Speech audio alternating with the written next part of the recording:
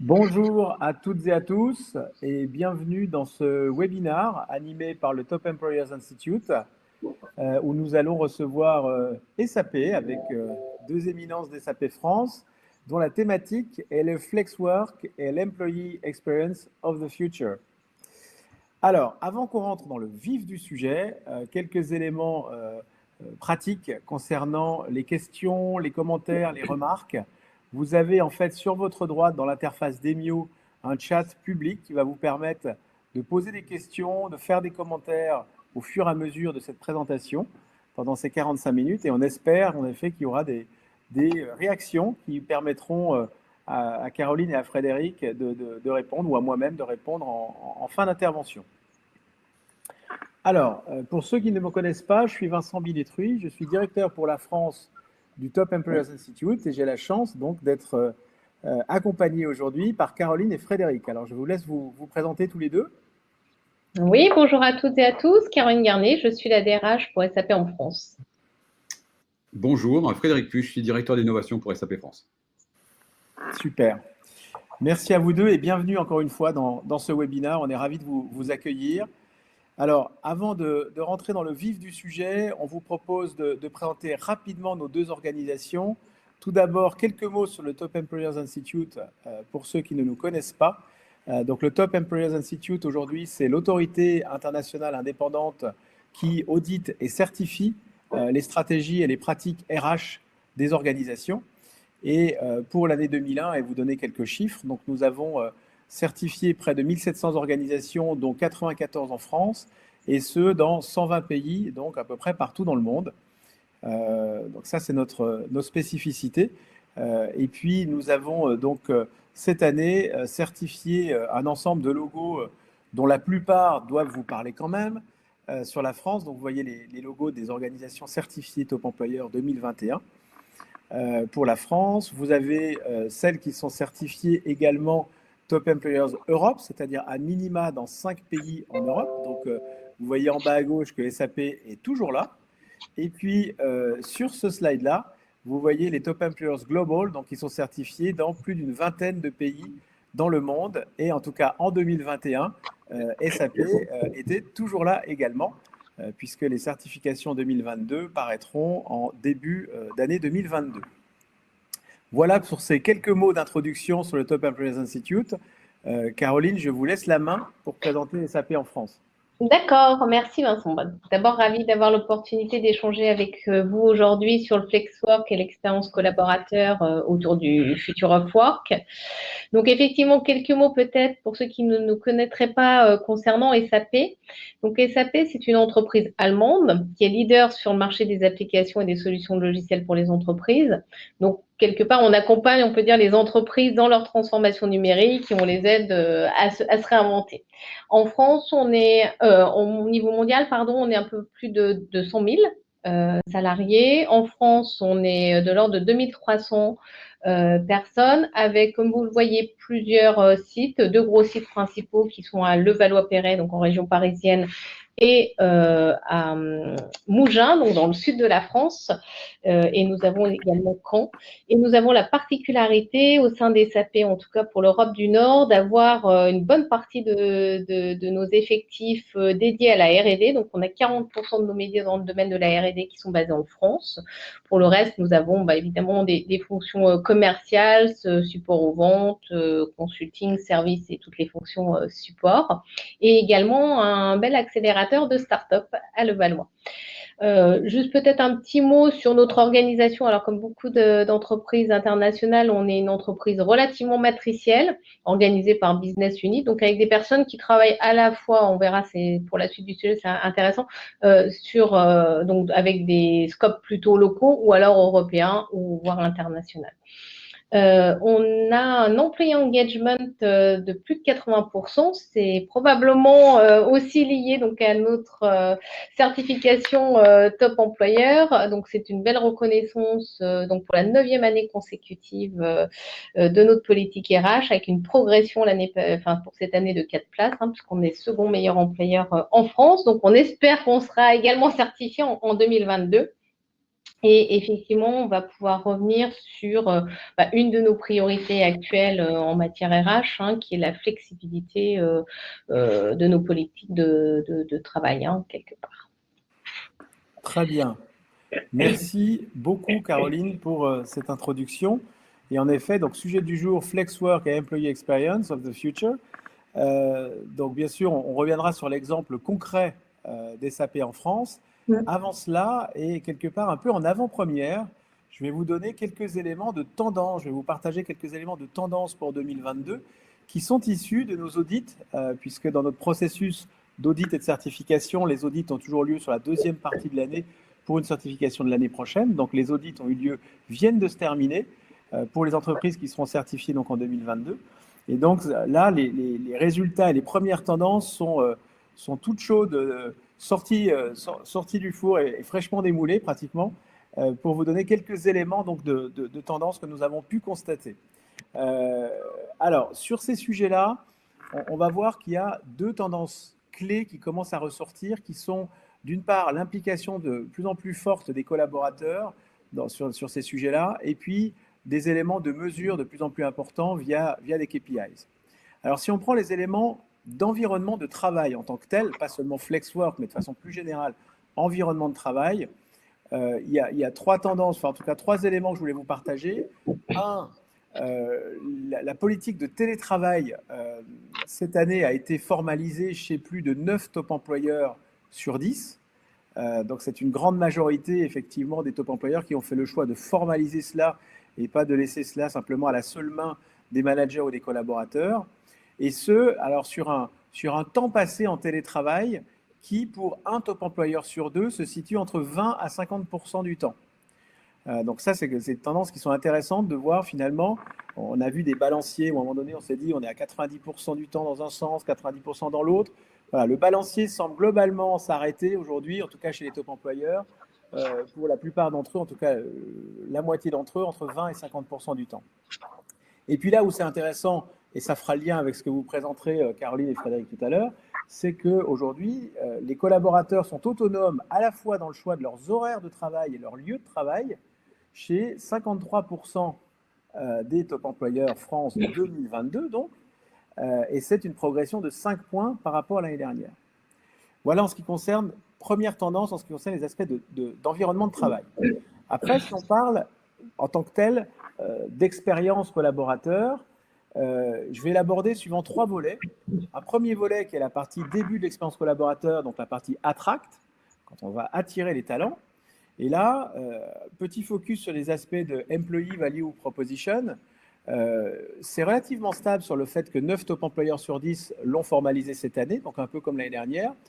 Les éléments qui sont un peu surprenants, en tout cas qui émergent, c'est que finalement les aspects ESG, RSE en français, ESG dont on parle de plus en plus, mais finalement, il y a seulement 62% des top employeurs qui les incluent dans leur Employee Value Proposition, bien loin finalement derrière des éléments plus traditionnels que sont la vision, la mission, les valeurs, la marque corporate. Donc on était un peu surpris, c'est un nouvel indicateur donc, de notre référentiel RH cette année. On était surpris de voir qu'il était finalement aussi faible, même si c'est déjà 62%. Et puis, je vous parlais d'implication des collaborateurs, et là on touche du doigt le premier élément, où justement les employés sont impliqués dans la définition de cette Employee Value Proposition chez 3 top employeurs sur 4, et donc 75%, c'est 5 points de plus que l'année dernière. Donc on voit bien que l'implication des collaborateurs est croissante, et on va le retrouver au travers de ces quelques éléments de tendance que je vais vous partager. Et on le retrouve dès maintenant, parce qu'après l'EVP, on va parler d'implication des collaborateurs, pour attirer les talents, donc notamment au travers des programmes de cooptation. Et on voit bien à ce propos qu'il y a une flambée véritablement du montant des primes dans les programmes de cooptation. Mais donc pour attirer les talents, on a 82% des top employeurs de France 2022 qui impliquent leurs collaborateurs justement dans cette politique d'attraction des talents. C'est 14 points de plus que l'année dernière. Donc là, on est sur quelque chose de vraiment un accélérateur qui est très très fort. Et puis cette implication des collaborateurs, eh bien, ils ont aidé à attirer les talents. Après, qu'est-ce qu'on retrouve juste après? On retrouve finalement l'onboarding. Et aujourd'hui, 45% des top employeurs France 2022 impliquent leurs collaborateurs justement pour faciliter l'onboarding, et c'est 10 points de plus que l'année dernière. Donc, on voit bien comment s'appuyer sur ces talents internes, et bien finalement, c'est quelque chose qui est vraiment en train d'émerger encore plus que ce qui était le cas auparavant. Deux autres éléments sur l'aspect encore attract, c'est l'utilisation de plus en plus forte des techniques de marketing pour recruter. Donc, techniques de marketing notamment issues du B2C avec la définition de persona. On l'a vu récemment avec un exemple qui a été pas mal médiatisé, qui est l'utilisation de la plateforme TikTok pour la SNCF qui était en train de recruter. Et donc ça, c'est 51% des top employeurs qui utilisent ce type de technique de marketing, pas seulement les réseaux sociaux type TikTok, mais en tout cas, ces techniques de marketing, c'est 12 points de plus que l'année dernière. Et puis, je vous parlais en introduction du fait qu'il y avait deux éléments qui étaient en train d'émerger, c'était l'implication des collaborateurs et la mesure. Et bien là, ça y est, on touche la mesure. Le fait qu'il devienne de plus en plus clé de mesurer l'expérience du candidat, eh bien, on le voit très fortement, puisque 45% des top employeurs 2022 le font, et c'est 14 points d'augmentation par rapport à l'année dernière. Voilà en ce qui concerne cette partie attract. Deuxième partie de l'aspect employee experience, la partie développement. Développement, il y a d'abord la partie culture de l'évaluation continue, où on voit que c'est quelque chose qui se développe de plus en plus, l'évaluation continue. On est à 73% des top employeurs, c'est 5 points de plus que l'année précédente. Et puis, retour encore une fois sous les feux de la rampe de la mesure, et notamment, alors là, un indicateur intéressant, mesure de la satisfaction des collaborateurs vis-à-vis de la revue de performance. Et là, on a un top employeur sur deux qui mesure la satisfaction de leurs collaborateurs sur ce process-là, très spécifiquement, et sur cette étape du process, c'est 14 points de plus que l'année dernière.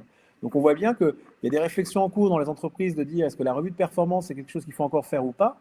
En tout cas, on ne sait pas encore si ça va continuer ou pas. Ce que l'on sait, c'est que les top employeurs sont très intéressés de savoir si ça intéresse aussi les collaborateurs, puisqu'ils le mesurent de plus en plus. Enfin, dernier point sur la partie développement, c'est la partie formation, où là, je vais vous donner en fait deux entre guillemets, micro-tendances qu'on a pu constater en très forte progression. C'est d'une part le fait qu'il y ait de plus en plus de contenu de micro-learning qui soit directement intégré dans des activités quotidiennes des collaborateurs. Ce n'est pas quelque chose que l'on va chercher parce qu'on a besoin de se former, mais ça apparaît au bon moment dans les activités quotidiennes. Ça, c'est 56% des top employeurs qui l'ont mis en place. C'est 13 points de plus que l'année précédente. Et puis, élément peut-être un peu plus surprenant, c'est le fait que certains top employeurs allouent un budget individuel à leurs collaborateurs pour leur formation et leur développement personnel. Dans le cadre de l'entreprise, certes, mais avec une allocation de budget individuel. Et ça, c'est 30% et c'est en augmentation de 10 points. Donc, ce n'est pas neutre, ça reste encore relativement faible, mais ce n'est pas neutre, on sent l'accélération parce que 10 points de plus. Dernier élément de l'expérience finalement collaborateur, c'est toute la notion d'engagement. Et là, je vais l'aborder au travers de deux volets. Le premier volet qui est l'aspect bien-être, où là, on a vu pareil une accélération forte puisque c'est devenu un impératif business, je dis bien business, pas seulement RH, pour 95% des top employeurs, progression de 13 points par rapport à l'année dernière. Et puis, c'est bien de dire que c'est un impératif business, ou en tout cas un impératif pour l'entreprise, mais le fait d'évaluer les besoins des collaborateurs en matière de bien-être, c'est bien aussi. Donc, on est de nouveau quelque part dans l'implication des collaborateurs. Et ça, c'est 64% des top employeurs qui l'ont fait. C'est 23 points de plus que l'année précédente. Donc, encore une fois, très forte accélération sur le fait d'impliquer les collaborateurs, le fait de remonter leurs besoins sur cette thématique-là.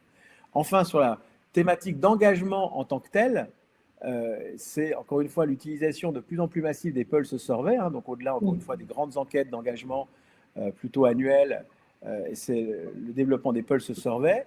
Donc là, on est à 2/3 des top employeurs, pareil, pratiquement 10 points de plus que l'année dernière. Donc on sent bien qu'il y a besoin de prendre la température de façon beaucoup plus régulière sur le corps social. Et puis, on retrouve encore une fois cette notion d'implication et de mesure, le fait d'impliquer les collaborateurs pour construire les plans d'action suite à ces enquêtes d'engagement ou ces pulse surveys. Donc là, c'est pratiquement 70% des top employeurs qui le font, d'impliquer leurs collaborateurs. Donc, pas seulement les RH, pas seulement les managers, mais aussi les collaborateurs terrain. Donc c'est 6 points de plus. Et puis, une fois qu'on a impliqué ces collaborateurs et qu'on a défini ces plans d'action, eh bien finalement, et on en revient à ce que je disais en introduction, c'est mesurer Et là, on mesure quoi? On mesure l'efficacité des plans d'action, justement, suite à ces pulse surveys. Et là, pareil, on est à 56%, donc forte accélération avec 10 points de plus par rapport à l'année dernière. Donc, on retrouve ces deux éléments, implication de plus en plus forte et mesures de plus en plus importantes, ce qui n'est pas étonnant parce que quelque part, voilà, ce qui est demandé de plus en plus au RH, c'est justement de mettre en place des KPIs. Et puis, comme la data est de plus en plus existante, eh bien, il suffit, entre guillemets, mais SAP a aussi des outils pour ça, il suffit de réussir à l'analyser de façon qualitative. Voilà ce que je souhaitais partager avec vous. En tout cas, encore une fois, ce sont des premiers éléments de tendance. On va approfondir tout ça dans les semaines à venir et en début d'année 2022, on sera en mesure de vous apporter des éléments beaucoup plus structurés et beaucoup plus exhaustifs en fait sur les grandes tendances des top employeurs. Je vous cède la main, Caroline et Frédéric, notamment sur le retour d'expérience de SAP France. D'accord. Juste un mot pour rebondir par rapport à ce que vous disiez, Vincent. Alors nous, effectivement, ça fait assez longtemps, je crois, qu'on pratique au sein de SAP l'implication de nos collaborateurs. On va le voir comment les impliquer justement dans le design de notre pilote FlexWork et aussi sur la mesure à la fois donc sur la définition des actions et sur la mesure de comment nos salariés vivent ce qu'on met en place et quelles sont leurs attentes, où on fait très régulièrement des surveys divers et variés avec un outil en interne qu'on a la chance d'avoir, Qualtrics, et c'est vrai que on va y revenir parce que c'est comme ça qu'on a tout à fait designé notre projet FlexWork. Alors aussi pour revenir sur ce que vous disiez au tout début sur la formalisation du télétravail, alors peut-être pour vous donner un petit peu le cadre dans lequel s'inscrit notre projet FlexWork et d'où on part en fait. Donc, on a une habitude du télétravail chez SAP depuis maintenant une petite dizaine d'années, avec une formalisation, nous, par accord d'entreprise depuis cette époque-là. Donc, cette politique de télétravail était assez développée puisque une grande partie de nos collaborateurs pouvaient bénéficier de ce télétravail avec la possibilité de télétravailler jusqu'à 2 jours par semaine. Et déjà avec une flexibilité dans ce modèle-là, puisque les collaborateurs avaient, selon leur métier, soit un volume de jours par an, 90 jours notamment pour la partie consultant, soit la possibilité d'avoir un jour fixe et un jour volant par semaine. Donc on avait cette pratique, vous doutez bien, vu le domaine dans lequel on opère, on a tous les outils et matériaux nécessaires pour avoir du travail à distance facilité. Et on a aussi une grande habitude de travailler avec des équipes internationales, donc par définition à distance. Et nos salariés ont eu la possibilité par le passé, je parle bien avant le Covid, de se former sur justement à la fois le management à distance, la gestion des projets, etc. Donc, notre pilote FlexWork, en fait, qui est actuellement en cours, il est né juste à l'issue de la première période de confinement, donc en mai 2020, donc ça fait un peu plus d'1 an maintenant. À ce moment-là, on a senti justement, au travers d'un certain nombre d'enquêtes qu'on faisait au moment du confinement, qu'il y avait un nouveau besoin, de nouvelles aspirations qui arrivaient, qui naissaient, notamment en termes d'organisation du travail et de culture. Et on voyait que tout le monde se posait des questions sur le retour à la normale qu'on espérait bien plus tôt d'ailleurs à cette époque-là, sur comment on allait faire après avoir fait du total télétravail dès le mois de mars 2020. Donc, on en a discuté avec nos organisations syndicales à l'époque et conjointement, on est arrivé à un consensus sur le fait que c'était le bon moment pour engager une réflexion sur ce sujet. C'était une opportunité vraiment unique de repenser l'expérience de nos collaborateurs et de réinventer ensemble notre modèle d'organisation du travail. Donc, en fait, on n'a pas lancé une négociation pour revoir notre accord télétravail. On a plutôt privilégié une approche plutôt collaborative pour designer notre projet. Et donc, avec 2 éléments. Le premier, c'est qu'on a multiplié les ateliers de design thinking, les brainstorming, alors avec nos organisations syndicales, bien sûr, mais pas uniquement. On en a fait, on a fait des workshops avec nos managers, des workshops avec des salariés, avec les early talents. On s'est également rapproché des startups RH qu'on accélère donc dans notre accélérateur de startups. Et on a complété donc toutes ces réflexions par une enquête Future of Work, où on a eu plus de 75% de répondants donc pour la France. Et il est ressorti de cette enquête, alors, le souhait de bénéficier encore plus de flexibilité pour tous, donc à la fois sur les jours en télétravail ou sur site ou ailleurs, les horaires, les lieux, etc. Le besoin de conserver un mix de présentiel pour maintenir la cohésion au sein des équipes, la collaboration et le lien social. La nécessité également de réinventer les interactions à distance et les échanges au bureau, on y reviendra. Et bien évidemment, le tout devant s'accompagner d'un accompagnement au changement culturel que ça induit, même si on a une longue tradition de télétravail. Donc concrètement, qu'est-ce que le FlexWork au sein des SAP en France actuellement? C'est un modèle qui repose sur le fait que le lieu de travail est 100% flexible. Donc ça devient la norme, c'est plus l'exception. Et donc c'est un modèle qui par définition est basé sur la confiance et le fait que chacun doit accomplir son travail de façon responsable. Alors, nous, on n'est déjà plus, Vincent, vous faisiez part tout à l'heure de la culture d'évaluation en continu. On est déjà sur ce modèle-là au sein des SAP depuis 5 ans maintenant. Donc, on a évidemment des formalisations d'objectifs, mais on est plutôt sur un accompagnement des collaborateurs sur leur développement et pas que sur la revue des objectifs, et ceci de manière quasi trimestrielle, donc avec une évaluation et un échange en continu avec nos collaborateurs. Donc, c'est un modèle FlexWork qui est actuellement à l'état de pilote. Alors, on l'a repoussé plusieurs fois du fait des différents confinements et du fait qu'on est quand même resté assez longtemps en quasiment total télétravail. Donc, c'est un modèle qui est très souple et agile, qui mêle à la fois le présentiel et le distanciel et qui est ouvert à tous. Donc, pour l'instant, on est vraiment sur ces deux briques-là. Sur la partie réaménagement des locaux, ça se fera un petit peu plus tard. On a commencé sur certains espaces chez nous, mais pas sur la totalité de nos espaces. Donc, en fait, on propose une approche qui s'adapte vraiment à chacun, à chaque rôle, à chaque besoin personnel de la personne, tout en continuant évidemment à répondre aux besoins de nos clients, des entreprises que l'on accompagne. Donc finalement, on travaille en gros d'où on veut, quand on veut, comme on veut. Donc c'est une grande liberté où chacun peut composer ses rythmes de travail. Ça ne veut pas dire que c'est du full télétravail pour autant. Il faut que ce soit évidemment compatible avec le fonctionnement d'une équipe, avec les clients internes. Et pour ça, on a mis en place quelques guidelines sur lesquels je vais revenir. Donc, évidemment, on voit bien qu'en fonction du métier que l'on exerce, le FlexWork ne prend pas forcément la même forme. On a, par exemple, chez nous, des personnes qui dispensent des formations à nos clients.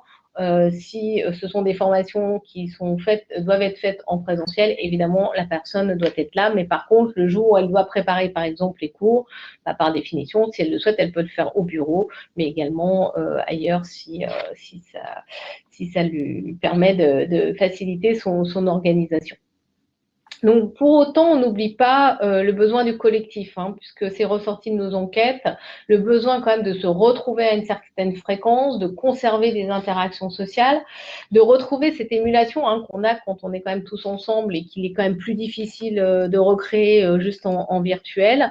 Également, la créativité qu'on peut avoir ensemble. Alors, nous, on a l'habitude de fonctionner avec des ateliers de design thinking aussi pour designer nos programmes RH. Donc, on l'a fait en virtuel au moment où on était en tout télétravail, mais effectivement, le fait de se retrouver génère encore d'autres types d'échanges. Donc, on a vraiment la préoccupation de conserver la culture de notre entreprise qui est forte, mais de la conserver dans cette flexibilité-là qu'on offre à nos salariés. Évidemment, ça passe par un accompagnement managérial, par le bien-être au travail. Donc, on travaille aussi sur tout ce qui est déconnexion, puisqu'on avait des retours pendant le full télétravail qu'il était difficile de se déconnecter le matin, on se connecte, on y reste toute la journée, on mange devant son PC et jusqu'au soir. Et ça participe également de notre efficacité.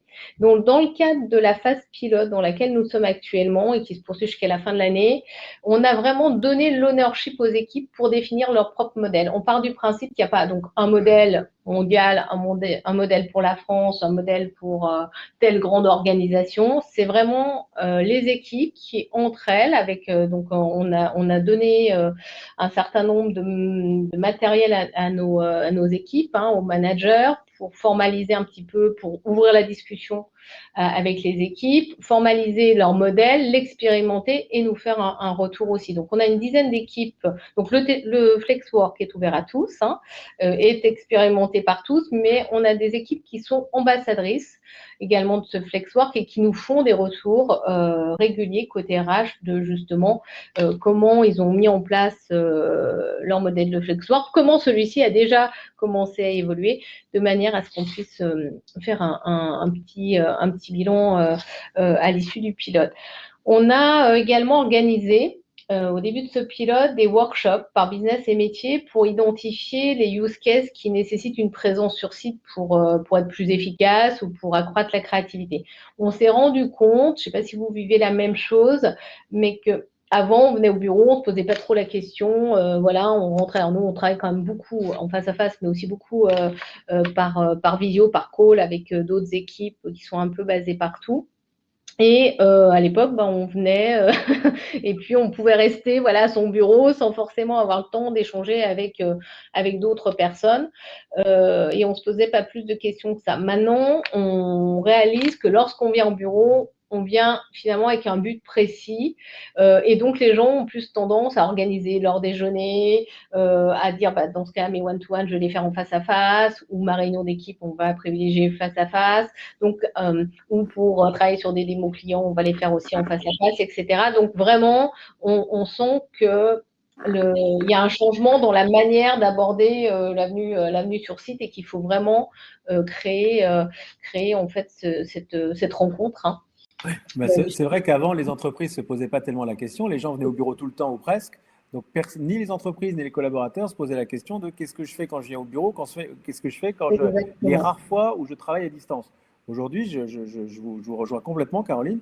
Aujourd'hui, les gens se disent, OK, quelle est ma valeur ajoutée si je viens au bureau et quelle est ma valeur ajoutée et qu'est-ce que je fais le mieux quand je suis au bureau, qu'est-ce que je fais le mieux quand je travaille à distance. Et en effet, les gens ont plutôt envie, quand ils arrivent au bureau, non pas produire individuellement avec leur casque sur les oreilles dans un open space, mais plutôt échanger les uns avec les autres. On est bien d'accord. C'est ça. Et on verra, nous, les outils qu'on peut mettre pour échanger les uns avec les autres, qu'on va mettre en place prochainement. Mais c'est vraiment ça. On l'a vraiment senti de manière assez forte chez nous, sachant qu'actuellement, on a quand même encore du télétravail prévu au niveau du groupe SAP jusqu'à mi-2022, où les personnes qui le souhaitent en raison de la situation sanitaire ont la possibilité de rester en télétravail complet, en fait, s'ils le souhaitent. Okay. Donc, mais bon, c'est pas la majorité. Alors, on constate quand même que selon les métiers, par exemple les commerciaux, qui sont des gens quand même de relations, on va dire, ont cette envie de se retrouver, etc. Des profils plus comme les développeurs, finalement, qui travaillent déjà sur des projets, mais assez isolés, qui sont peut-être moins, voilà, dans des meetings toute la journée, etc. Eux, finalement, se retrouvent assez bien dans un modèle plus télétravail. Donc, on a mis à disposition donc de nos équipes un certain nombre de best practices. Donc, on crée aussi des meetings entre managers pour échanger sur ces best practices, des checklists également pour comment être à l'écoute encore plus de nos équipes quand elles sont pas forcément qu'en distanciel, mais en tout cas un peu partout ou en mixte. Donc, on leur a donné un certain nombre de recommandations. C'est un modèle qui est vraiment très, très souple. La seule, je dirais, chose qu'on a prévue d'un point de vue business, c'est que si on a besoin qu'un collaborateur revienne sur site ou aille chez un client, on peut se permettre de le prévenir de manière à ce qu'il revienne sur place dans la demi-journée. Donc voilà, c'est un petit peu la seule contrainte qu'on s'est mis pour l'instant. C'est vraiment un modèle qu'on veut souple, donc on ne demande pas aux gens de nous déclarer tous les jours à quel endroit ils sont, comment ils sont, etc. Donc on travaille sur comment sortir de ce carcan entre guillemets du télétravail, pas télétravail et présence sur site. Donc on veut un modèle qui est un peu plus large que ça. Donc, on regarde les modalités juridiques pour le mettre, le formaliser, voilà, de la bonne manière. Mais voilà un petit peu ce sur quoi on travaille actuellement. Alors, ça rejoint sur notre objectif au travers de ce Flexwork, c'est vraiment, évidemment, de donner une expérience unique à nos collaborateurs, de favoriser leur bien-être parce qu'on voit que ça donne une flexibilité qu'ils avaient déjà avant, mais qui est quand même accrue pour s'organiser, notamment on regarde leur vie personnelle. Et évidemment, ça participera, on en est convaincu, à l'amélioration de notre performance et à la satisfaction in fine de nos clients. Donc, c'est vraiment un moyen aussi d'attirer les talents, comme vous le disiez, ou de les retenir tout à l'heure parmi les différentes expérience et ça participe aussi à un sujet qui nous est cher au sein des SAP, c'est la partie développement durable, en limitant notamment les temps de trajet. Alors là aussi, ça nous occasionne d'autres discussions puisqu'on a mis pas mal de choses en place sur nos sites pour être le plus green possible, mais maintenant on se dit qu'on déplace un peu le problème à la maison et donc on regarde ce qu'on peut faire de ce côté-là également. Voilà, moi, ce que je voulais partager peut-être avec vous, parce que après, je peux revenir plus en détail, on pourra répondre aux questions, mais vous voyez que c'est vraiment un modèle très, très flexible. Oui, tout à fait. Tout à fait. Moi j'aurais déjà quelques questions à vous poser. Si en fin de session, chacun se montrait un peu trop timide pour vous poser des questions, moi, suite à votre présentation, Caroline, ça a suscité quelques questions chez moi. Donc, je ne manquerai pas de revenir tout à l'heure. On va effectivement peut-être laisser la main à Frédéric maintenant. Et on va démarrer par ça, Frédéric. On va te laisser expliquer. Allez, on est parti. Donc, le phénomène FOMO. Alors, ça, je crois que c'était une slide pour moi, en fait. Ah, c'était pour vous encore, Caroline. Oui. En fait, alors c'est juste FOMO, je ne sais pas si vous connaissez, c'est le Fear of Missing Out. Donc, voilà. Ouais. Voilà, la peur de rater quelque chose. Et effectivement, c'est un phénomène qu'on voit de plus en plus et alors nous, on n'a pas forcément encore essayé de l'installer, mais que certaines entreprises font, où pour faire revenir justement les gens au bureau, on met en place des choses que les gens n'ont pas envie de manquer, et du coup, ça les fait revenir au bureau. Alors, je ne sais pas si ça suscitera, voilà, c'était juste un petit clin d'œil. D'accord. Voilà, pour nos participants et voir si eux, ils ont voilà, ce souci-là et s'ils ont mis des choses en place, peut-être qu'ils souhaiteraient aussi partager avec nous. Ok, super. Merci beaucoup, Caroline. Frédéric, the floor is yours. Merci Vincent, merci Caroline et rebonjour à tous. Alors, j'ai pour essayer de vous illustrer un petit peu tout ce que l'on fait, alors à la fois en interne, mais aussi avec nos clients. Et je me suis dit que j'allais vous emmener dans un voyage. Et bien entendu, je vais agrémenter tout ça par tout ce qu'on a fait comme réalisation, et pas uniquement dans cette période de pandémie, mais bien avant, et puis bien au-delà, puisqu'on est en train de créer des programmes avec une logique entrepreneuriale avec les collaborateurs, notamment en interne. Je vais revenir sur trois piliers qui m'intéressent au final. C'est la donnée. Alors, on va revenir sur toutes ces données là qui traînent autour de nous. En plus, on en a surgénéré pendant cette pandémie de la donnée, les processus. Et puis derrière, on va s'intéresser aux people, bien entendu. Alors, 2 minutes sur la donnée, parce qu'on dit souvent qu'il faut aller collecter de la donnée. Alors, le transactionnel, vous connaissez ça par cœur, c'est tout ce que l'on trouve dans notre système d'information relativement traditionnel. Et puis, on a commencé à rajouter d'autres sources de données au fur et à mesure du temps, donc l'analyse de texte notamment. Caroline parlait tout à l'heure de Pulse, d'aller mesurer au travers d'enquêtes de satisfaction, de questionnaires. Tout ça, ça va être du texte. Je vais vous montrer dans un instant. Et il y a une mine d'or incroyable dans l'analyse de ces textes. Et puis, on a développé aussi pas mal d'autres sources de données. Alors, notamment, quand je parle d'images, de vidéos, de sons, on se dit, mais de quoi est-ce qu'il veut parler en parlant d'objets connectés dans le monde, notamment des ressources humaines? Concrètement, chez nous, on a mis tout un paquet d'objets connectés pour mesurer le niveau de confort. Alors, le truc classique qu'on connaît, c'est le niveau sonore, mais ça va bien au-delà. On va jusqu'à même analyser des odeurs. Alors, pas pour renifler les collaborateurs, mais pour essayer de détecter des zones où, effectivement, il est très inconfortable de travailler. Voilà. Et puis, dernière chose qui date d'il y a quelques années, cette donnée d'expérience, qu'est-ce que pense un collaborateur tout au long de sa vie, à la fois sur un processus de recrutement, un processus d'onboarding, mais ensuite de façon régulière. Ça aussi, c'est des données qui nous intéressent, qui, bien souvent, sont des données qui ne sont pas forcément complètement structurées. Alors, bien entendu, quand on parle de l'ensemble de ces données, il va falloir les stocker et il va falloir surtout les analyser d'une façon que je qualifierais d'intelligente. Alors, concrètement, ça veut dire quoi? Ça veut dire qu'on a mis en place des outils et on a des outils à disposition pour aller scanner, pour aller mesurer. Là, vous êtes sur un mix où j'ai des gens qui s'expriment sur des zones à cocher, mais aussi sur du texte. Et quand on commence à parler de texte, eh bien, on commence à analyser concrètement ce qu'a pu se dire lors d'un entretien, ce qu'a pu se dire lors notamment d'un recrutement, et qu'on puisse mixer ces données dites d'expérience avec les véritables données opérationnelles. Bon, là, en l'occurrence, j'essayais de comprendre un petit peu plus le flight risk, quels sont les risques de départ de mes collaborateurs. Et pour ce faire, j'ai besoin d'aller prendre des informations donc, provenant de textes et puis des informations qui me permettent d'en savoir un peu plus concrètement. Je m'aperçois que si les gens partent dans une tranche d'âge ici dans mon entreprise, ou à l'inverse, si les gens rejoignent mon entreprise dans une tranche d'âge, eh bien ici, les gens sont partis par le fait, parce qu'ils n'avaient pas suffisamment, notamment, de formation managériale. Donc, c'est intéressant d'un côté d'avoir de l'analytique qui viennent de mes transactionnels, mais de l'autre côté, des données d'expérience. Alors, comme ça, on a intégré ce Pulse un petit peu partout. Bien entendu, quand vous êtes sur du onboarding, il m'intéresse l'expérience collaborateur. Vous en pensez quoi du processus de recrutement? Parce qu'on se remet systématiquement en cause. Aujourd'hui, je travaille beaucoup avec des jeunes autour de moi. C'est assez intéressant la façon dont ils regardent une offre d'emploi et la façon dont ils nous analysent quand on les recrute, la façon dont les entretiens sont menés, la façon dont c'est planifié, la façon dont on remercie un collaborateur et dont on lui donne un feedback à un candidat, quel qu'il soit positif ou négatif. Donc là, concrètement, on vient mesurer toutes ces données et notamment donc, cette analyse de sentiments. Et puis, voilà, vous êtes dans des cas où ça peut être des choses qui sont dites, alors je vais dire avec des noms polis, mais quelquefois, c'est aussi des noms d'oiseaux qui apparaissent, ou bien tout simplement des TKT, des MDR. Et oui, ça apparaît aussi quelquefois. Donc, l'analyse déjà de l'ensemble de ces données.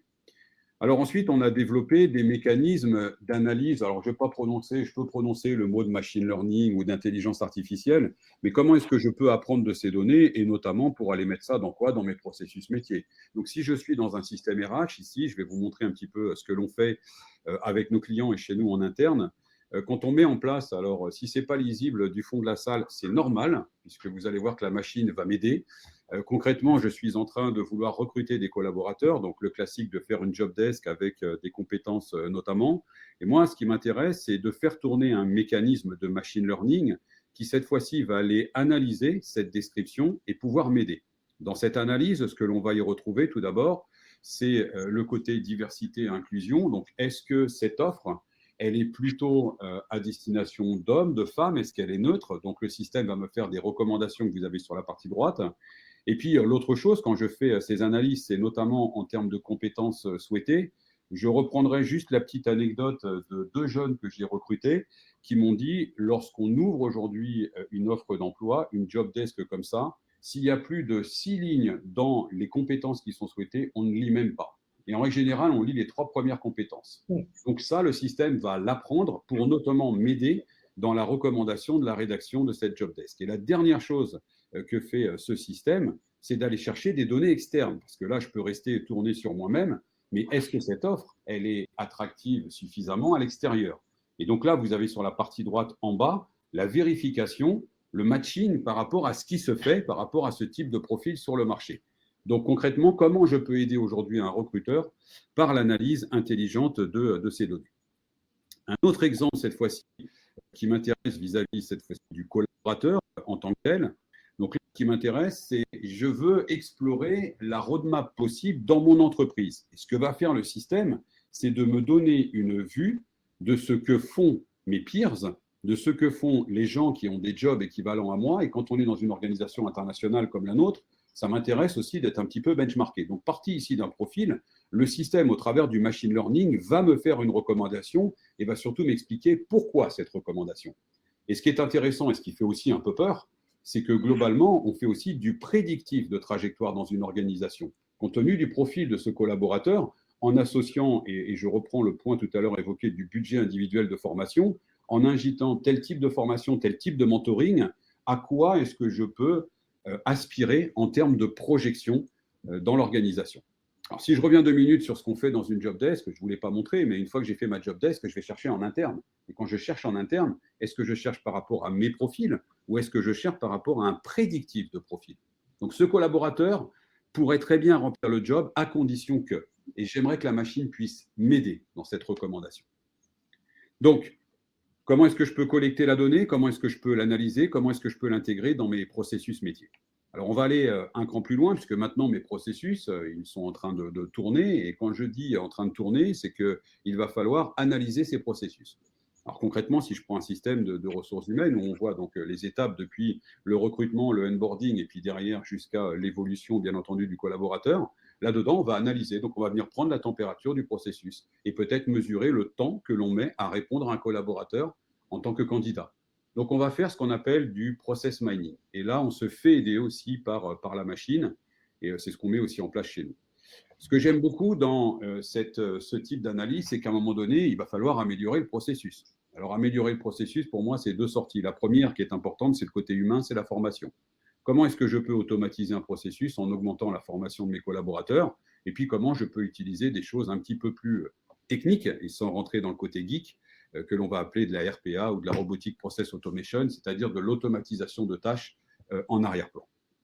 Alors, concrètement, derrière, une fois que j'ai décidé de mettre en place des améliorations de processus, bien entendu, c'est un monitoring permanent. Alors, sur cette partie expérience collaborateur, je me suis dit qu'il fallait que je vous montre aussi ce que l'on fait, nous, en interne, et ce que l'on fait avec nos clients, plutôt sous un angle d'interaction. Alors concrètement, aujourd'hui, ce qu'on a mis en place, c'est énormément d'assistants digitaux. Alors, on connaît tous la notion de chatbot. Bien entendu, quand je suis ici dans un système qui va me permettre d'aller interagir avec un assistant digital, c'est peut-être pour répondre à des questions. Du reste, c'est ce qu'on a mis en place chez nous, notamment sur les ressources humaines, pour m'aider à chercher de l'information. Ça, c'est relativement classique. Moi, ce qui m'intéresse ici, c'est de pouvoir emmener le collaborateur depuis ce chatbot directement dans du transactionnel. Concrètement, ici, je suis en train de lui dire, je veux partir en congé mercredi prochain.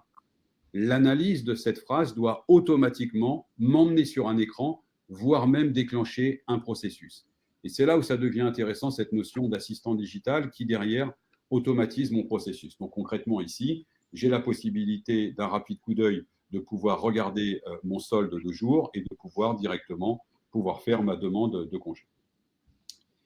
Assistants digitaux, j'insiste, on en développe énormément pour une relation client à l'extérieur, on en développe énormément aussi pour l'interne, et je ne peux que vous encourager à regarder ces assistants digitaux dans l'organisation de vos ressources humaines au quotidien. Un autre exemple que je voulais partager, que l'on a mis en place aussi, c'est l'utilisation de cet assistant digital, cette fois-ci dans un processus d'onboarding. Alors, on l'a vécu notamment avec cette pandémie, où finalement, on n'arrivait pas à recevoir physiquement nos collaborateurs. D'ailleurs, combien de collaborateurs sont arrivés pendant cette période uniquement reliés par un bout de fil, si je puis me permettre, uniquement par une connexion Internet. Et concrètement, si ici, je rentre un système qui me permet, au moment de l'onboarding, de me faire aider, voici ce que la donne. Donc, quand je rentre en onboarding, j'ai mon petit assistant digital. Alors, concrètement, je suis ici sur mon système de ressources humaines et mon assistant digital va directement m'emmener, me guider vers les différentes tâches que je dois faire sur cet onboarding. Première étape de l'onboarding, c'est compléter des informations ou charger des documents qui n'ont pas été remplis au préalable. Donc, ça, c'est la première étape. On va aller jusqu'au bout, on revoit nos informations. Et ensuite, la deuxième étape, en règle générale, quand on fait un onboarding, notamment chez nous, c'est d'emmener le collaborateur normalement à ce qu'on appelle l'IT desk, c'est-à-dire aller commander son matériel, son téléphone, son laptop. Dans certaines entreprises avec qui on travaille, c'est plutôt les équipements de sécurité qui sont la première priorité. Et pour ça, j'ai besoin de partir dans un système qui me permet de faire mon procurement, ma liste d'achats. Et là, pour le coup, c'est le premier jour où j'arrive, quels que soient les systèmes, ce n'est pas forcément toujours intuitif. Donc, est-ce que tu peux potentiellement m'aider? Et cette fois-ci, ce n'est plus un jeu de questions-réponses dont j'ai besoin, et ce n'est même pas un guidage, c'est que j'ai besoin carrément que tu m'aides encore plus. Et concrètement, ce que fait le système ici, c'est compte tenu de mon profil, il est allé chercher directement quels sont les équipements que je dois commander, me faire une proposition, une recommandation d'équipements à commander, et parti là-dessus, je vais lui demander d'automatiquement me poster ma demande d'achat.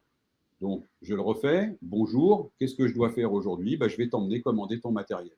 Avant, on faisait un processus guidé physique avec nos amis de l'ARH. Maintenant, on peut aussi faire un mix, et là, vous avez en l'occurrence un système digital complètement automatisé, une fois de plus, en utilisant cette logique d'assistant digital. Alors, on a cette automatisation, on a cette interaction très bien, et puis on est allé un cran plus loin maintenant, c'est dans toute cette partie d'extension, c'est-à-dire que j'ai des systèmes en place, comment est-ce que je peux prendre ces technologies pour aller directement développer de l'application, développer de nouveaux scénarios. Et pour ça, eh bien, on a mis en place chez nous des logiques entrepreneuriales pour que les collaborateurs, ce phénomène participatif, puissent créer des applications. Et donc, j'ai pris le parti de vous en présenter deux. La première, c'est celle qui est dans la continuité de l'explication de Caroline, notamment donc, dans cette partie Flexwork. Il nous a fallu ensuite gérer, dans quelques cas, le retour. Et le retour au bureau, concrètement, c'est une application dans laquelle je vais pouvoir donc, venir expliquer mes préférences. Et vous voyez même que j'ai même des préférences de niveau sonore.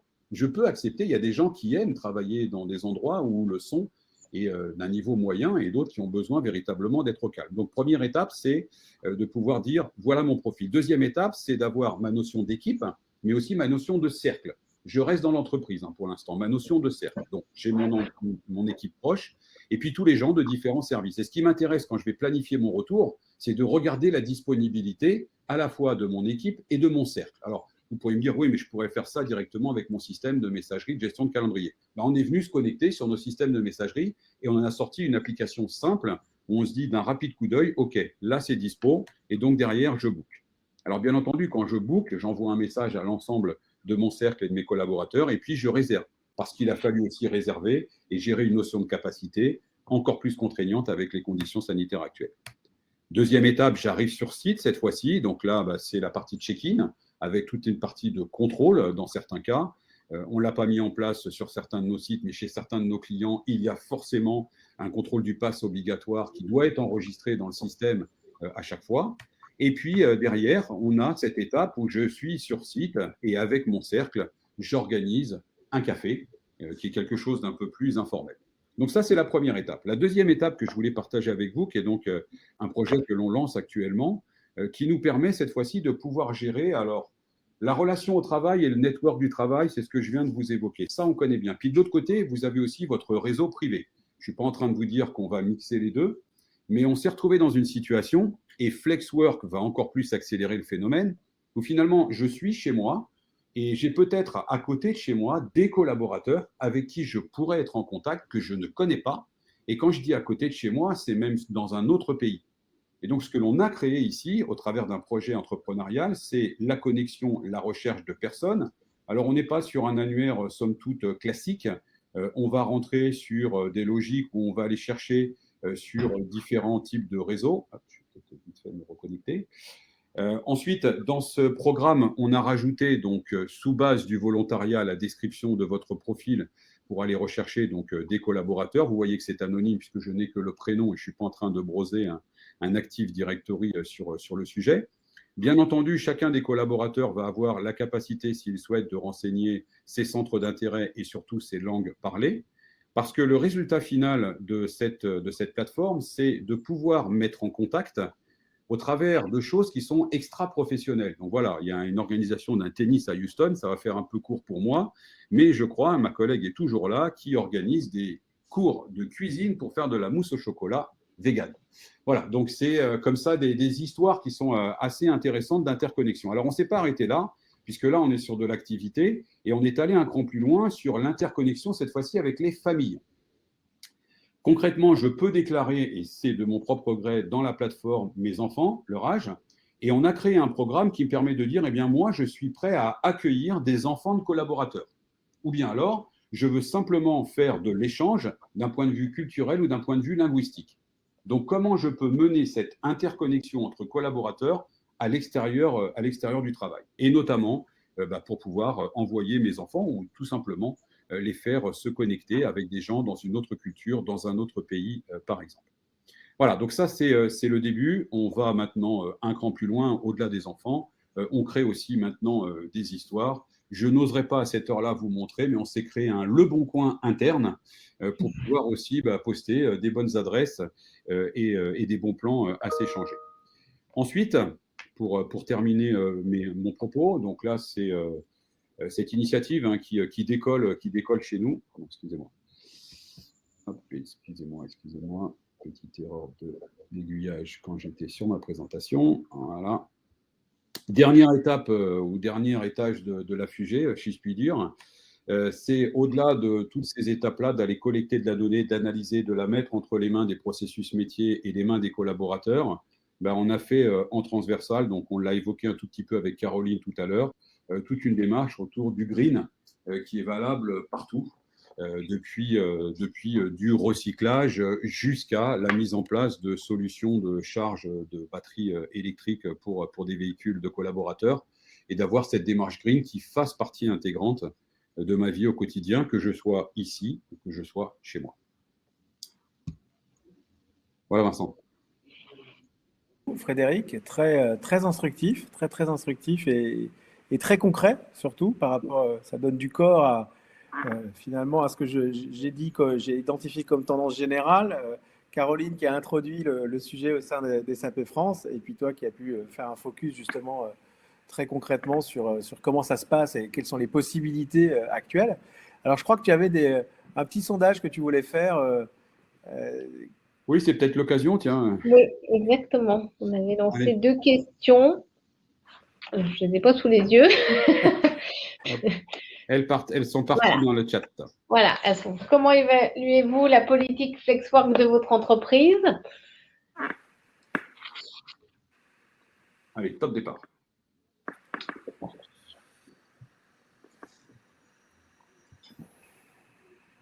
Ouh. Ah, ça se rééquilibre, ouais. Ça se rééquilibre. Les timides n'osaient pas dire qu'elle était inexistante, donc ils ont mis du temps à répondre.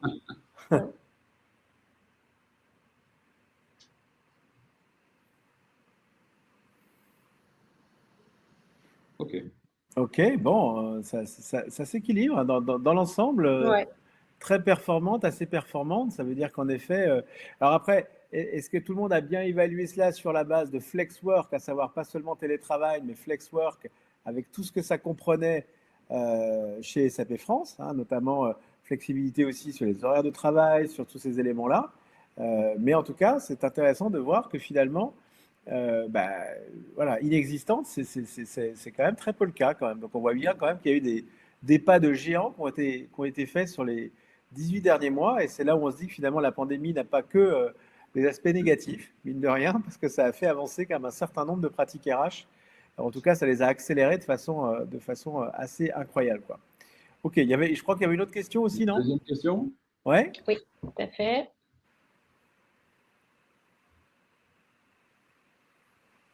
On ne voit pas dans le chat. Ah, voilà. Pensez-vous que votre entreprise a répondu aux enjeux de la crise en s'adaptant aux nouvelles conditions de travail? C'est parti. Ouais, il y a une certaine unanimité là pour l'instant. Oui, c'est le moins qu'on puisse dire. Donc pour l'instant, ça y est. Ça y est. Je vais réserver mon commentaire dans ce cas-là.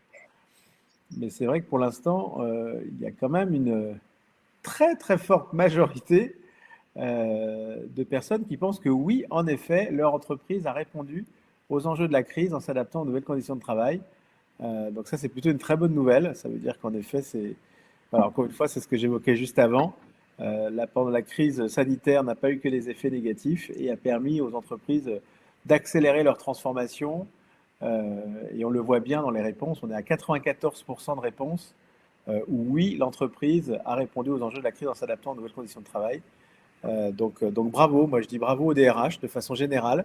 Bravo Caroline, aux équipes des SAP France, mais aussi aux autres entreprises, certifiées ou non, puisque on voit bien qu'en effet, il y a eu des effets très très bénéfiques de tout ce qui s'est passé. Super, merci beaucoup à vous deux. Ah oui, en effet, il manquait de réponses pas assez performantes, en effet, dans ce qu'on évoquait tout à l'heure. Merci Maëva de le mentionner. Alors, on va répondre aux questions. Moi, encore une fois, j'en avais quelques-unes, mais on a une question de Steve qui pose une question intéressante. Bon, personnellement, moi, je n'ai pas la réponse. Je ne sais pas si Caroline ou Frédéric, vous l'aurez. Bonjour, nous constatons que l'environnement idéal pour la productivité dépend parfois des collaborateurs. Y a-t-il des études ou des formations qui aident à mieux se connaître face au télétravail? Cela aiderait sûrement à organiser au mieux ces journées à la maison versus sur site. Donc, je trouve la remarque tout à fait pertinente, mais c'est vrai que je ne me suis jamais posé la question dans ces termes-là. Est-ce que Caroline, Oui. vous avez tenu compte de Alors ça? moi non plus, c'est une bonne question. Alors nous on fait plutôt, mais pas lié au télétravail, mais parfois des tests, vous savez comme le disque, etc. pour mieux se connaître justement et personnellement et enfin individuellement et en équipe et pouvoir s'adresser les uns aux autres, voilà et être plus à l'écoute des différents profils. Donc j'imagine que dans ce type de profil, on retrouve aussi celui qui est en mesure de travailler efficacement, voilà seul, plus isolé, et celui qui a besoin peut-être plus voilà, d'interagir ou d'avoir une certaine émulation. Après, on constate aussi peut-être que ceux qui arrivent en entreprise, hein, pour rebondir sur le onboarding, en pleine période, ça c'est vrai que c'est des moments où il faut être vigilant en dehors de la crise sanitaire. Hein. Si on arrive dans une entreprise qu'on découvre et qu'il n'y a personne, voilà. Au bureau, c'est quand même aussi compliqué en termes d'intégration. Donc, c'est des moments où il faut être plus vigilant en fonction, je pense, de la seniorité aussi des profils. Voilà, les apprentis, les stagiaires, c'est aussi encore des profils voilà, qui demandent, je pense, de l'attention, qui découvrent le monde de l'entreprise. Et je pense que là, il faut pour le coup un bon mix de présentiel aussi pour s'imprégner de la culture, hein, tout simplement. Oui, alors effectivement, vous citiez Disque, mais en effet, tous ces Oui, c'est un exemple. qui sont génériques, entre guillemets, mais qui permettent en effet aux collaborateurs et à leurs managers d'identifier leur levier de motivation, de développement, tout ce qui est driver, que ce soit Disque, que ce soit MBTI ou d'autres méthodologies. Mais c'est vrai que spécifiquement pour répondre à la question de Steve, malheureusement, non, je n'ai pas entendu moi parler de référentiels particuliers ou de méthodologie particulière qui permettait aux collaborateurs. Mais en tout cas, l'idée est intéressante parce qu'en effet, je pense qu'on n'est pas tous égaux devant le télétravail ou le flex work. Certains peuvent voir ça comme un manque de repères et se retrouver peut-être un peu perdus et livrés à eux-mêmes, alors que avoir besoin peut-être d'un cadre justement peut-être un peu plus formel. Nous, si je peux juste vous donner une expérience dans mes équipes, bon, au début, on était un petit peu perdus, bien entendu, ça partait dans tous les sens. Qui n'a pas fait un apéro Zoom, un caout, des cours en cuisine, etc.